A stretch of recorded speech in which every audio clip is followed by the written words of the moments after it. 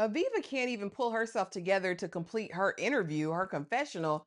And honestly, same girl, same. Pick me up in the McLaren, daddy. Annie, in fact, is not okay. I just honestly want to.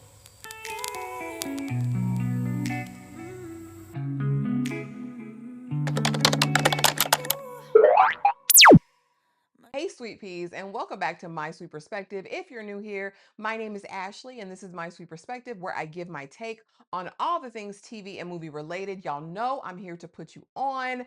Back to talk about this 90 Day Fiance Before the 90 Days Season 8 finale, y'all.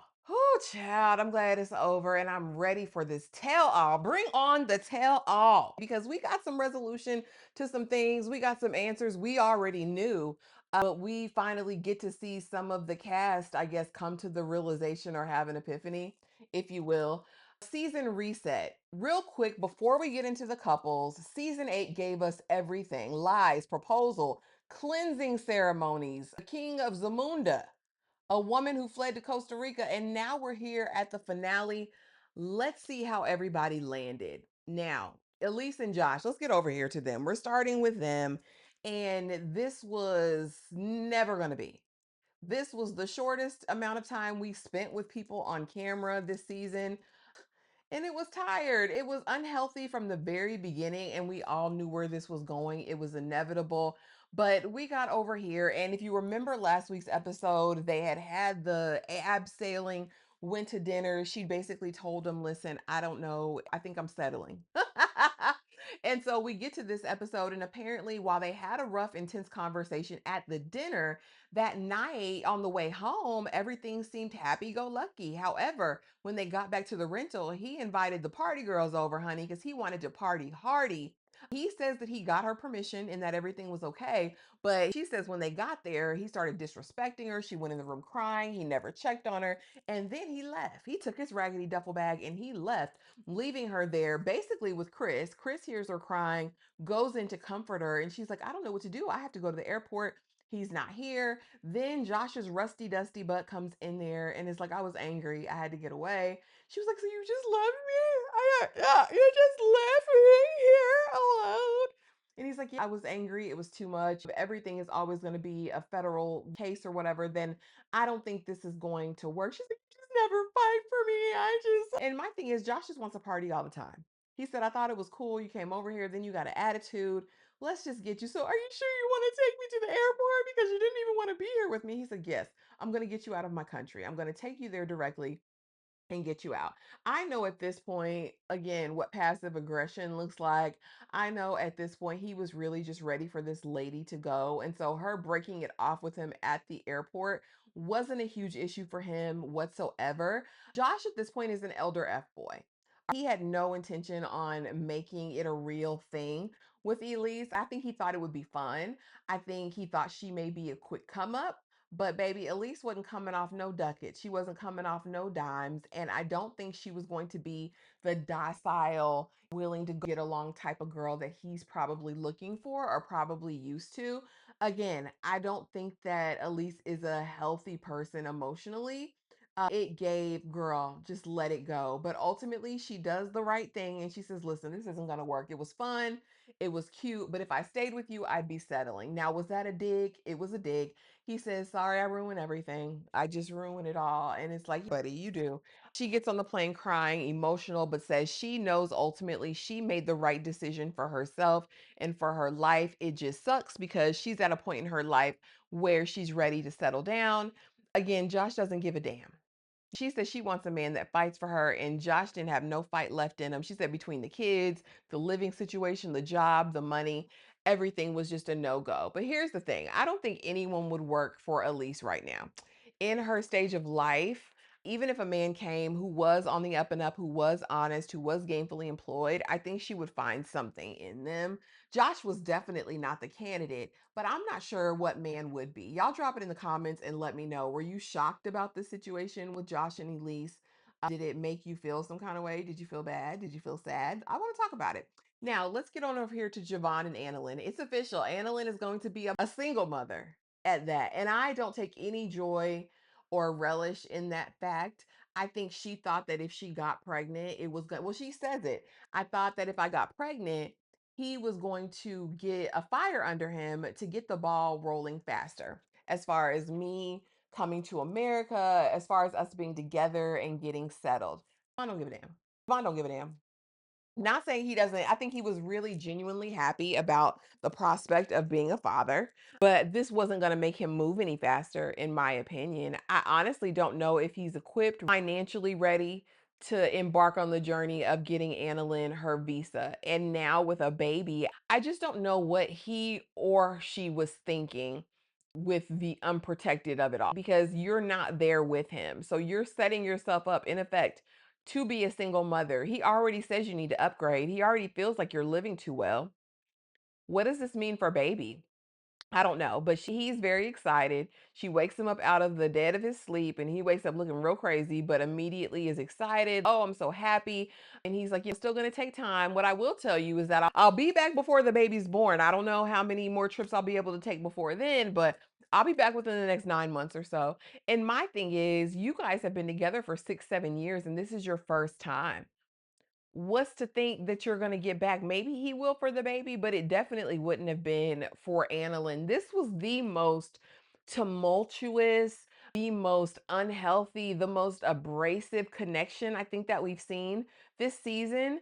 At some points, it was like, do y'all even really like each other? Or is this just a habit that you guys have formed? Are you just comfortable in your resting in the toxicity at this point? Jovon has a lot of issues around masculinity, and Annalynn is going to be Annalynn, honey. She's not docile. She's not a delicate flower in that way. And I really don't know where they go from here. He's like, well, first, I want to get you secure here with the baby. And then we'll worry about trying to start the visa process. He has no intention on starting that process anytime soon. If he did, he would have started when they got married on the Zoom call. That's what I'm thinking. Ultimately, when we come down to it, it's time to say goodbyes. Mama kisses Jovon in the mouth. And I said, well, she says, hurry back. I do not want my daughter to have a broken family like I had, like we had. And she just really hopes that Jovon keeps his promises. He promises that he will. We get to the airport, everyone's saying their tearful goodbyes. And Annalynn says in the confessional, listen, I've discovered during this trip that marriage is not about happiness. And y'all, it's just so sad. And while that's not all marriage is, happiness is a part of it.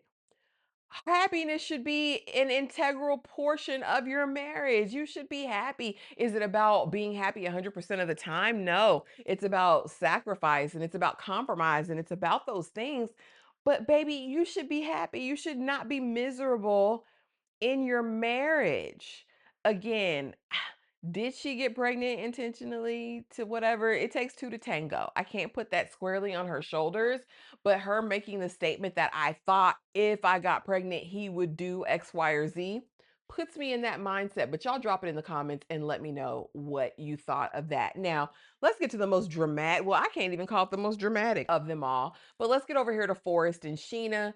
Forrest is packing up to say this is the hardest choice he's ever had to make, leaving behind his Kudabop there in the Philippines. That box is going to be the hardest choice he's ever made in his entire life.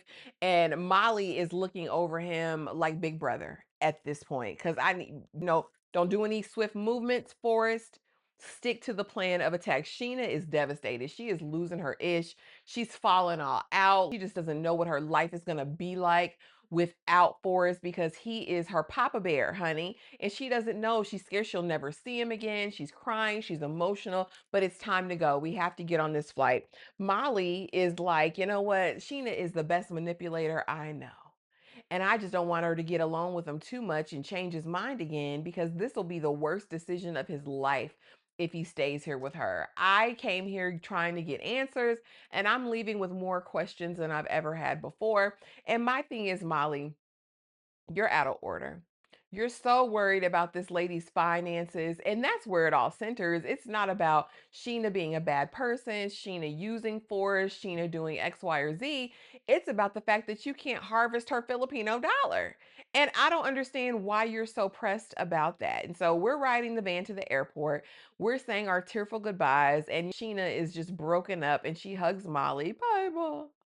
And Molly has the audacity to try to cry. She says, I'm so sad because I got to see Forrest happy and in love. And I don't know when this will happen again. And my thing is, Molly, you brought him over here just to get cootie cat. So for you to sit up here and try to cry while you're hugging Sheena, while you think she's the biggest manipulator on the planet, to me was so disingenuous. But I guess being around people can make you cry. I'll say that. Molly, again, is still worried about the financials and says, ultimately, when she gets Forrest home, they'll figure out the rest. And if she put half as much of this energy as she does trying to get into Sheena's financials than she would have trying to get Forrest in a position where he could be independent, we'd be having a completely different conversation at this point. Molly's priorities are all over and in the wrong place, in my opinion. I think she did this to appease him momentarily. I don't think she'd be in support of any future trips because I think she feels like Sheena would keep him there. Forrest says, Sheena, this is not goodbye forever. They do their tearful goodbyes. Sheena is losing it, having a whole conniption fit in these people's airport. And Forrest in the confessional breaks down and cries. He says he's going to work as hard as he can to get her back. He's going to stop slacking. He's going to get a job. He's going to get this money and he's going to figure out his life. Is he? I don't know. I think being under the gaze of Molly at home away from Sheena without that direct contact, I don't know. I don't know what the future looks like for them. I will say that they did seem to have the most genuine connection. They both genuinely seem to care and love each other. We'll see what happens. I just want to see what's going to happen on that damn reunion show. Because again, Sheena tells stories, but again, the stories she tells are about her business. And I can't get too mad at her about that. Now let's get back to Lisa, honey. Lisa's back home. She came home blonde, honey, and got a detective on the case. Daughter Faith, Detective Faith, is on the case and figuring out all of Daniel's tea. So apparently, before Lisa left, she made Daniel give her the password, the logins, all of that. And so Faith went and logged in because after Lisa got home, Daniel started acting funny. He wasn't answering no calls. And now he's funny. And so Faith went looking up the accounts and found out that he's got contacts there saved as his wife. They reach out to this contact of his wife, and she says, don't mess with me. Lose my number. I don't want to have to repeat myself. And what if I am his wife? What you gonna do about it? You're gonna hell out of here. Leave me alone. And so from this point on, like I'm working 3 jobs to try to support him, to try to figure out what life is gonna be like together. And he's gaslighting me, he's laughing in my face, all of that. So we ultimately get an on the phone conversation where Daniel is just laughing, like, I don't know where you got that. No, he lied. He lied back when we was in Africa. So again, Lisa, you knew what type of person he was. You knew that he was cheating. You knew that he was encountering other women. He was just looking for his white woman, baby. And out of sight, out of mind. You back in America trying to figure it out. And he's got to keep his options open. You said you was cutting off the pipeline. Now, I will say the wife that they contacted was a Nigerian woman. So is it plural marriage? Y'all let me know in the comments. And so she's like, this has all been really traumatic for me, Daniel. I love you more than anything, but I can't do this anymore. I'm breaking up with you right now because all you're doing is laughing and gaslighting me. If I hang up this phone, I'm never calling back. And he's like, what are you talking about? And she hangs up the phone and says it's done. Production's like, are you okay? No, I'm not okay. My Daniel. No, I'm not okay. I loved him. I was going to spend the rest of my life with him. And now look at it. It's over and I don't know what to do. Oh, I'll quit one of these jobs. I don't care. She's too old. He's too ridiculous. And this is a mess. Apparently, on the tell all, some other secrets are going to come out about their relationship. Again, she took off that Cracker Jack box ring and said, it's over and we'll see. Again, I just, you at some point, you got to say enough is enough. And you have to. Let's get on to Aviva and Stig. Now, baby, 3 months after Belize, Aviva can't even pull it together to record the update. And that tells you everything you need to know. Aviva is, and now I felt like this was wrong because give that lady time to breathe before you get her in here to film. Y'all could have picked another day. So apparently, she's gone to Belize. She comes home. He actually comes to visit. They go to Houston. He probably sees his girlfriend. They see the family, traveling. They're having a good time. They're doing all of the things. But apparently, after that trip, he goes back to Belize and things are different. She says that she's getting different mixed emotions and feelings from him. She can't even find her words to say, but apparently he was with other women and all of that. Gets home, says via text message, I don't trust you anymore. I can't trust you. It's over. I can't do it anymore. I'm quitting you. Not even a call, but a text. 2 minutes later, he's on his socials with some local girls, right?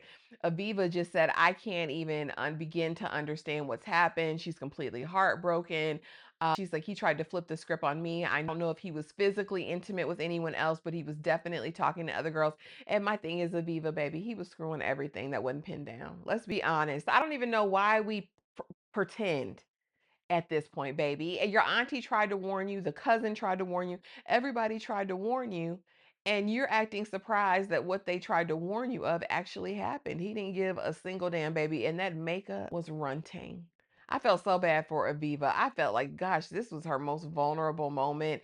Engagement is off because we know that they got proposed to in the Mayan ruins or whatever. And I really want to be like, oh, poor Aviva. But baby, every red flag was waved. Every sign, seal, delivered signal was given, baby, and you willfully ignored it. Put on your kicker boots and waded right through the muck. I don't know. I would say go to the doctor, get your well woman exam, get your tests, make sure you're good, and move on about your life freely, girl. And don't let that little guy get you down. That's all I can say, because what is the surprise? Now, what I will say, we didn't really get confessionals with the people out of the country alone for the couples that weren't together anymore. So I will be interested to see what happens in the tell all and what he has to say about the dynamic. Because again, his text message said, I don't trust you. So, whatever that looks like. Now, let's get on over here to Laura and Birkan. Birkan took Laura to play soccer, tied a red string on her finger, doing witchcraft and wizardry in my mind. He said, I'm binding your soul to mine. No, we're not doing that. Takes her to play soccer because soccer was his first love. She is his last love. They have fun. I thought this was cute. I would have wanted them to play soccer earlier, but had a plan. He had everything devised and ready to go because this was his plan all along. We know that after last episode, they have made up. She had offered, give up her friendship with Michael as long as she could stay with him because even though he said he wishes he never met her and to shut up, he's still the man of her dreams. She is still the man of her Wattpad romance dreams. And so he gets down, he proposes. Well, I don't even think he gets down on one knee, but he proposes to her with the string tying their souls together. And she says, of course, yes, absolutely. But now it's time for her to go home. We get to connect with Michael. He was out sightseeing and gave them this free time to bond and be with one another. And so now is like, yeah, meeting Birkan, he's a nice guy. They tell them about the engagement. He's like, ooh, I think he's a nice guy. However, the age difference, the distance, this may, be the greatest situation overall for both of them. Distance, the time, they don't know if this is going to work, but Michael's in full support and he is going to be on the flight back home with Laura. They're going to fly together and she's grateful so she doesn't have to go alone. Laura does say she will need better boundaries. She can't be laid up in the bed with Michael watching movies anymore now that she has a fiance. Is like, love you. I'll be here. We'll figure this out. And we know at this point, Laura's going to do whatever she needs to do to get her man in America with his debt, with his gambling, with all of those things. Again, the man literally said, I wished I never met you. I hate your stinking guts. And now he's tying the red cord of witchcraft and wizardry around your finger. Hey, if you like it, I love it. She said if she had to do this all over again, she would do it the exact same way. And I say, Laura, to that delusion, baby. What about this was great? What about this was right? Was it the lies? Was it the gambling? Was it the secret organizations? Was it your lies? Was it your secrets? I don't know. Y'all have to, I don't know what was so romantic other than the scenery. Turkey's a beautiful place. It looked gorgeous, but outside of that, I don't have it to do. Now let's get over here to Fred Flintstone because and Trisha at this point, baby, You get what you get and don't throw a fit. That's all I can say because this was aggravating getting over to y'all. Because why in the hell would you be there at the airport to send him off? Hmm?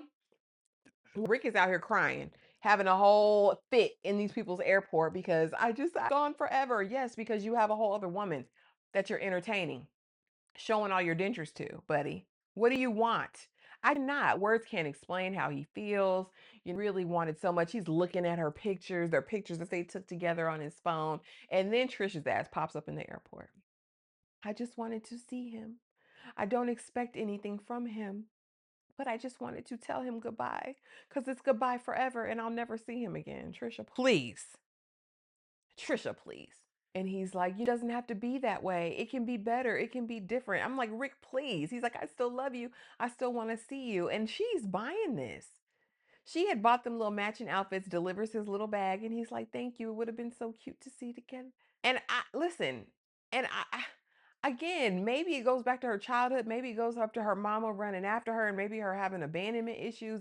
But baby, there's no way you feel like this is really a good man that you want to put everything on. He's broke, he's unfaithful, and he's a liar. And he's an elder with toddlers. What do you think? What good can come from this? Are you okay? Are you a fool? And so basically, by the time he's leaving, she's going to give it a try. Y'all, I don't have it to do. I don't have it to do. Again, not my favorite episode of the season overall. On the sweet pea meter, I would get it 2 sweet peas because it's everything we already knew. We predicted all of this from day one. I guess seeing it still didn't even give me closure. Let's see what this tell all is going to hit for. That's what I want to know. Again, it was very anticlimactic for me because I think we anticipated so much of it. Anyway, that's all I got for damn 90 Day Fiance before the 90 days, season 8, the finale. You guys drop it in the comments. Let me know what you thought of it. Let me know how you felt about it. Let me know where you were at with it. Did it meet all of your needs, exceed your expectations? And are you ready for this finale? Be sure to like, subscribe, hype the video, do all the things for your girl so I can get on the radar, honey. Because I fear in May, we have a brand new straight 90 Day Fiance that I might be having to get into. But let me know, you guys. Thank you so much for watching, and I will see y'all in the next video.